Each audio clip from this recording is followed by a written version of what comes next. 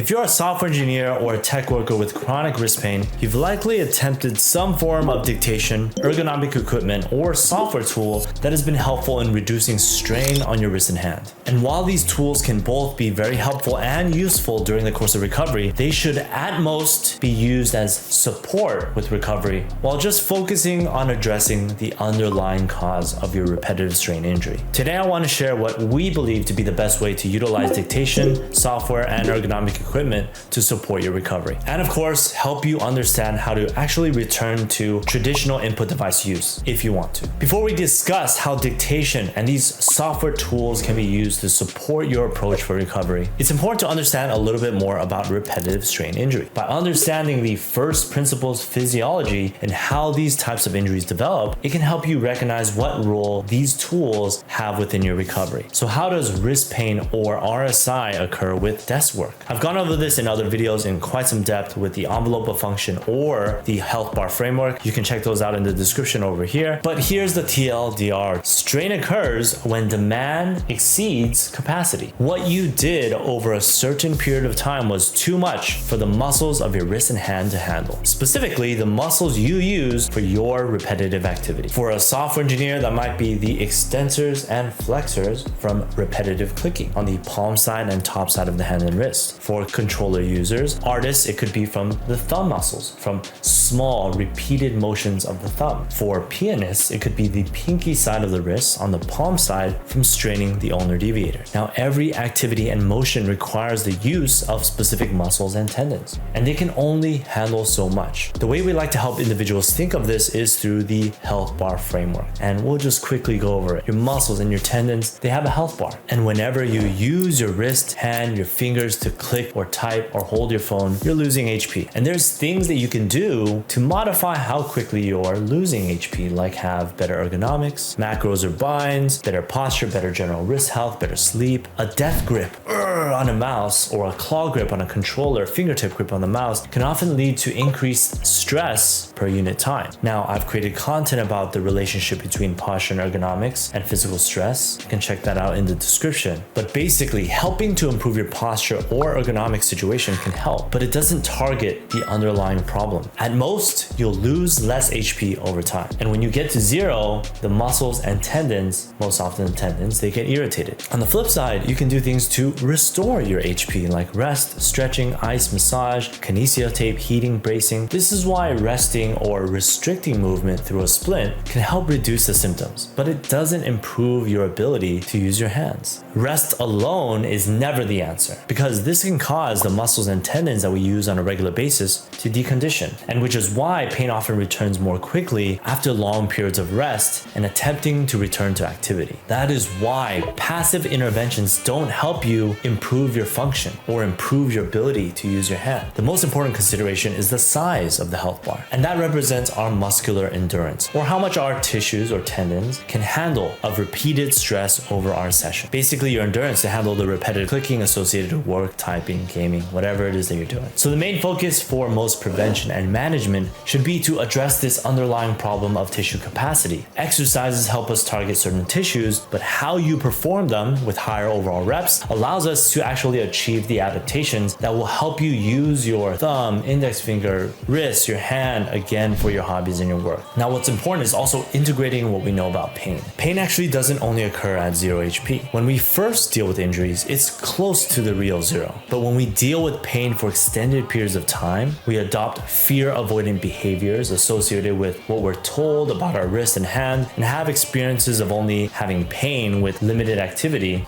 our body can actually get better at producing or creating the experience of pain. And it does this through real changes in our nervous and immune system. So there's a sensitivity line that represents when we feel pain that can be after you have only lost 10 HP. Maybe 5 minutes into typing, you feel pain despite the tissue itself not actually getting strained. And you can learn all about the science through this video here or through a bunch of the articles below. Now, with that understanding, what is the role of dictation in recovery? Ergonomics and modifying our activities influence how quickly we stress our specific tissues that are involved. Remember, it influences how much stress is applied onto those tissues over time. Less stress on our muscles with better ergonomics. And when we use software to minimize actions, that's great, because instead of losing 4 HP per unit time, you might be losing only 1. And this will help individuals who have less max HP still accomplish what they need to do for work. And when you add that with other ergonomic equipment, it can at least help you get through the day. Now, this is one of the most important benefits of ergonomics, dictation, and work efficiency software. You can still participate in work, but recognize you can actually get out of using these tools pretty quickly, and in our experience, that's typically less than 6 weeks for most of our patients. How do we do this? By actually addressing the underlying capacity problem. If you don't have enough HP, then it doesn't matter how much you offload your wrist and hand. It will always have issues when you try to use it again. For example, let's say you have 500 HP max. 8 hours of work requires 1000 HP. You can use ergonomics and dictation to go from 5 HP loss per unit time to 1 HP, or even 0 if you aren't using your hands at all. This does nothing to improve the max HP, nor does it help you address any potential sensitization that can lead to you feeling pain despite the tissues being fine. The role of any ergonomic device, dictation, or work efficiency software should be used for at most 2 to 3 months. It should allow you to just continue to work while you focus on building up your capacity. Now, it's not as complicated as we think, but the lack of clear understanding often limits us from believing this to be the case. Once you've reached a certain level of endurance, you can gradually work out of using these tools. Before we go on and talk a little bit more about dictation, I want to let you know that if you're interested in actually getting a comprehensive assessment that establishes your capacity, considers the psychological aspects of pain, as well as your ergonomic and overall lifestyle, please book a call below. We are offering free consultations to give you clarity about what's actually going on. There's no obligations. All you have to do is use the link below, apply, we'll talk in a call, and we'll help you establish an initial game plan on what you might need to do for your specific case. Remember, I am not saying dictation or any of these tools have no place in recovery. In fact, we always recommend the use of them early on to maintain the ability to work and just accomplish your tasks at your desk. Using dictation gives us an opportunity to address the underlying capacity problems or central sensitization or lifestyle issues. You have to actually address what's causing your problem. With this in mind, I wanted to put together a quick guide to help you understand how to use these tools with recovery. Step 1, understand what is actually causing your problem. The first and most important step is to work with a good healthcare provider to understand what's actually going on. You need to understand 1, what muscle and tendon is involved. 2,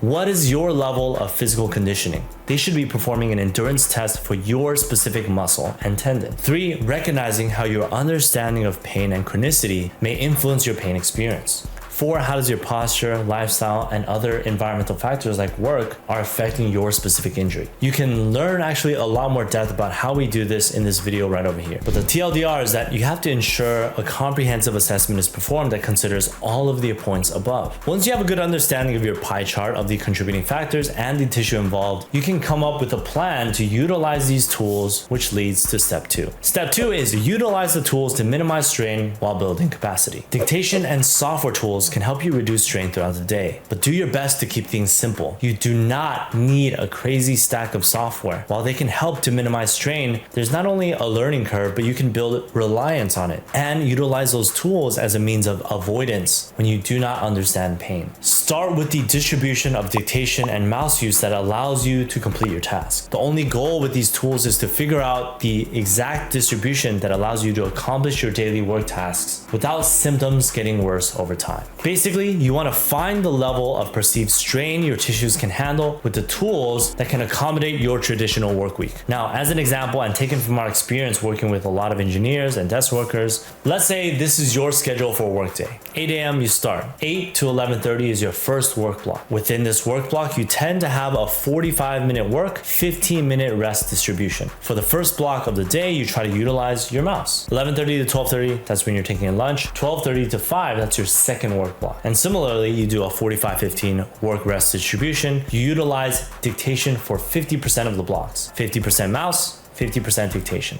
You might end the day with slightly elevated pain at 3 to 4 out of 10 that goes away after a few hours. This cycle repeats with the undulating loads of a traditional work week. Some days are obviously more busy than others. If you find with this distribution, things do not get worse over the weeks, then you can look to add exercises to begin to address the underlying endurance deficits. This leads to step 3, which is reintegrate traditional input device use. Over the past 5 years, as we've begun to work with more soft engineers and our our side relating to desk work, we've been able to consistently help individuals transition back into utilizing their input devices around the 6 to 10 week mark. And it just depends on the complexity of the case. Now, there's several individuals who have found after a learning curve that utilizing the hybrid of dictation and typing has just allowed them to become more efficient. If that's the case, you do not need to reintegrate traditional input device use because, hey, you're just able to do what you need to without straining your hand. Great. In our experience, most people gravitate towards swapping back to traditional input device use. Reintegration is case dependent. However, it does follow this pattern. 1, you achieve a certain level of physical endurance, around 60-70% of normative values for your specific muscle group. 2, patient goes from 80-20 dictation mouse to 70-30 to 50-50 and 30-70, etc. The progression can be widely variable and just is dependent on how you as the individual works. 4, the patient shows themselves that they can handle the mouse and keyboard use without any change in pain experience. The patient becomes more confident in the use of the wrist and hand and is eventually able to get to 100% use. But throughout all this, all of our patients understand pain is never a measure of progress. This becomes clear with the bonus step. The bonus step is you have to understand how pain works. And we've created content, we've written about this countless times, along with multiple videos about how it works. All I'll say is this: we're never saying it's in your head. Chronic pain and fear avoidance patterns lead to real neurophysiologic changes that can cause you to feel pain despite the tissues themselves being fine and not being irritated. You can check out all of those videos in the description, or I'll link one right over here. Some other great resources are books like Explain Pain Handbook or The Way Out by Alan Gordon. These help our patients improve their understanding of pain and eventually, through integrating this understanding, change their relationship to pain. So rather than having the fear guide their decision making, their improved understanding of their condition and how pain works helps them progress more quickly during their recovery. For some of you, that might not make sense if you haven't really watched through our content, so I'd really encourage you to check those resources out, and I hope this helps anyone who has been confused about how to best utilize dictation within their recovery plan. Now, just as a final reminder, if again you want to work with us, you want to see if we're the right team to help you want us to help you establish an initial strategy or plan based on your specific situation, all you have to do is book a free call below and we'll talk about what's going on with you, establish your capacity, understand your lifestyle, and understand any other contributors to your pain, and help you determine the next best steps, all for free, no obligation. Just apply below. Otherwise, check out some of our other videos right over here.